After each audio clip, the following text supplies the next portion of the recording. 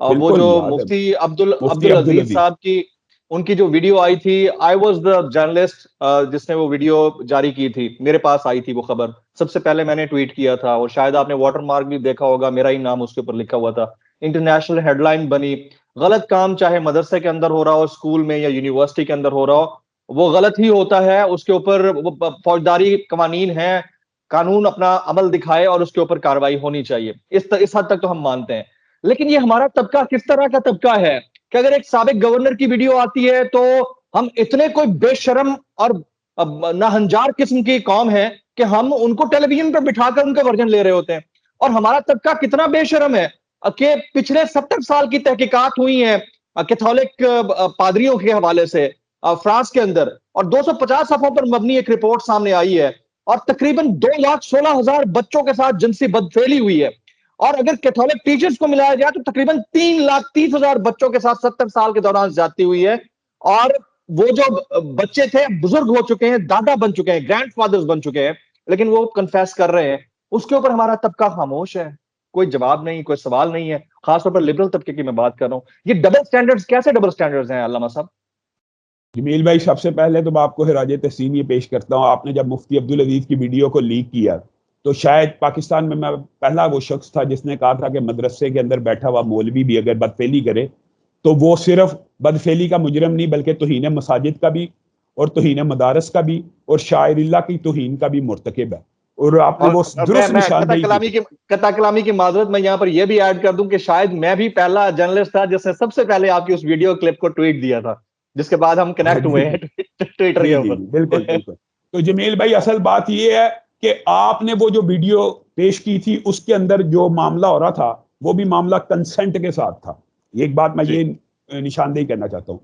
آپ نے وہ ٹویٹ کیا، سارے مذہبی طبقے نے آپ کا ساتھ دیا، اور وہ بندہ گرفتار ہوا، اس کو سزا ملی، وہ جیل میں جو بھی عدالتی پروسیس میں چلا گیا. سیم اسی نوعیت کی آپ نے بھی سوال کیا ویڈیو آئی ہے سابقہ گورنر کی.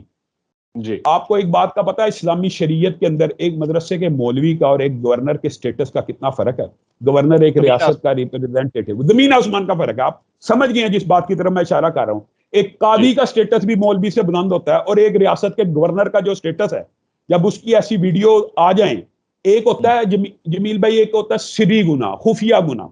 خفیہ گناہ جب تک خفیہ رہے اگرچہ گناہ گناہ ہی ہے، اس کی سنگینی اعلانیہ کے برابر نہیں ہوتی. اور جب وہ سری گناہ اعلانیہ میں کنورٹ ہو جائے تو پھر اگر اس اعلانیہ جرم کی سزا نہ دی جائے تو معاشرے کے اقدار باقی نہیں رہتے. جس طرح مفتی عبدالعزیز کے خلاف کیس ہوا، اس طرح اس سابقہ گورنر کے خلاف کیس ہونا چاہیے، قطع نظر وہ کس پارٹی سے ہے. گورنر ہے، اسٹیٹ کا ریپرزینٹیٹیو ہے. آپ مجھے بتائیں امریکہ کی ریاست بھی ہو، امریکہ کی جہاں سے یہ ہم نے گندا کلچر امپورٹ کیا ہے، فرانس کی ہو، یورپ کی ہو، آپ کو پتا ہے جب وہ بھی ہیڈ آف دی اسٹیٹ یا گورنر ہوتے ہیں ان کی عوام اتنی اخلاقی، یعنی اس کو وہ اخلاقی برائیاں اتنی نہیں سمجھتے، پھر بھی وہ اپنے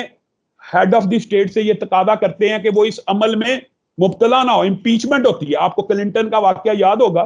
کلنٹن کے واقعے کے اوپر پوری امریکی قوم نے احتجاج کیا کہ اس نے پریزیڈنٹ آفس کو اس طرح کیوں یوز کیا، ہمارے گورنر ہاؤس کو اس کام کے لیے استعمال کیا گیا، کیا ریاست کے نام کے پر یہ دھبا نہیں ہے؟ کیا اس کو قراروا کی سزا نہیں دینی چاہیے؟ یقین مانیے ایک دکھ کی بات اور میں کہنا چاہتا ہوں، جو لبرل مافیا کے آپ نے بات کی ہے نا، حیران کن بات ہے جمیل بھائی. ٹھیک ہے، مانتے ہیں کہ زنا بالجبر کی سنگینی بہت زیادہ ہے،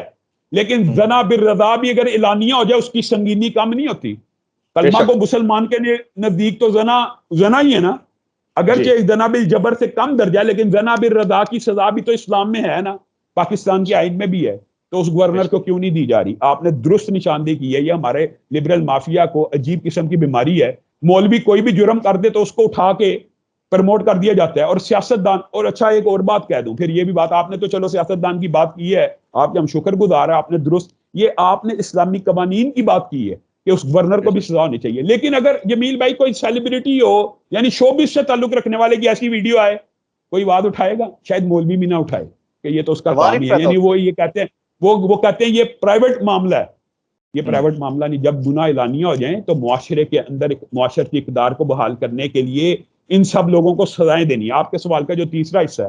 آج وہ لمحہ فکری ہے فرانس کے اندر. آپ نے کہا 1950 سے لے کے، آپ نے رپورٹ بھی مجھے کچھ دیر پہلے سینڈ کی، میں حیران رہ گیا. یعنی 2000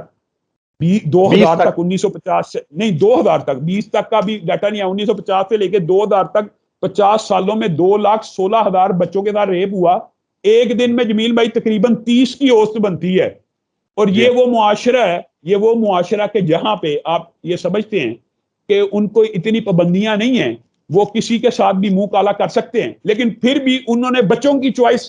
की बच्चों को अपनाया हमारे यहाँ पे मौलवियों के ऊपर तो एलिगेशन ये लगता है ये जो औरतों के साथ मिले नहीं होते इसलिए बच्चों के साथ मुंह काला करते हैं तो वहां फ्रांस के ऊपर आप देख लें ये कैथोलिक चर्च का